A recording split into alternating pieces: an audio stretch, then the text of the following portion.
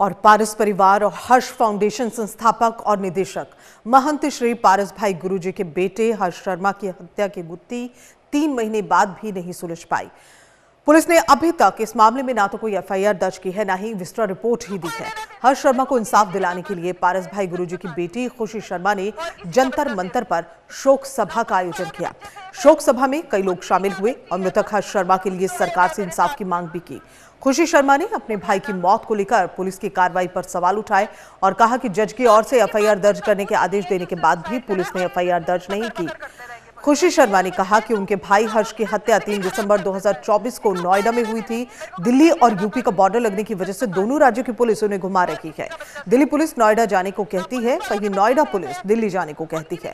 उनका यह भी कहना है कि पुलिस विस्तृत रिपोर्ट का इंतजार कर रही है और रिपोर्ट आने के बाद कार्रवाई अमल में लाई जाएगी। खुशी शर्मा ने इस मामले में कोई भी बड़ी साजिश भी बताई है और कहा है कि समय से एफआईआर दर्ज नहीं हुई है और आरोपी देश से बाहर भी भाग सकता है।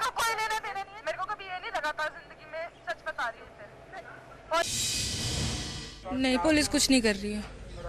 पुलिस के बस की नहीं है, उनसे कुछ हो नहीं रहा है। शायद से कोर्ट ही हो रहा है। अब कोर्ट में क्या कहते हैं, सुनवाई चल रही है हमारी, विस्रा की रिपोर्ट का वेट कर रहे हैं। ये वेट करते रहेंगे, चाहे 6 महीने हो 1 साल हो, ये हमारे को विस्रा में ही घुमाते रहेंगे बस। अब हियरिंग हो रही है, वहाँ पे जज बोल बोल के थक गए हैं कि इनकी एफआईआर होनी चाहिए, लेकिन ये एक ही चीज़ में अटके पड़े हैं। वो कह रहे हैं कि हमने जब पहली बार वो लिखवाया था, अपना कंप्लेंट लिखवाई थी मिसिंग की, उसमें हमने लिखा था कि ना हमारा बच्चा मिल नहीं रहा है, हमें ना अभी किसी पे शक नहीं है। भाई हमें क्या पता था कि हमारा बच्चे के साथ ऐसे होगा।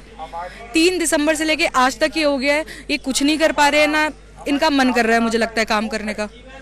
सिर्फ यही चल रहा है यहाँ पे। जज ने बोला है कि क्या कहते हैं, हमारी एफआईआर होनी चाहिए, हमें 302 में अपनी एफआईआर लिखवानी है। अब ये वहाँ पे 194 और 302 के बीच में लड़े जा रहे हैं। यूपी पुलिस से तो अभी कुछ हो ही नहीं रहा है। यूपी पुलिस तो वो तो अपने हाथ खड़े करके बैठी हुई है।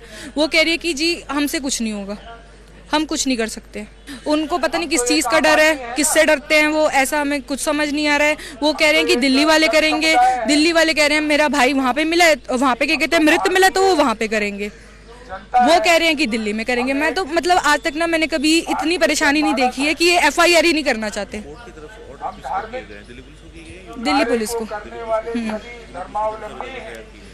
दिल्ली पुलिस वो ये कह रहे हैं कि हम विस्रा का वेट करेंगे। अब आप ये बताइए कि विस्रा आते आते कभी कभार 6 महीने हो जाते हैं, 2 साल हो जाते हैं। इतने में तो जो बंदे ने जो हत्यारा होगा वो तो खुला घूम रहा है, वो तो भाग भी गया होगा यहाँ से।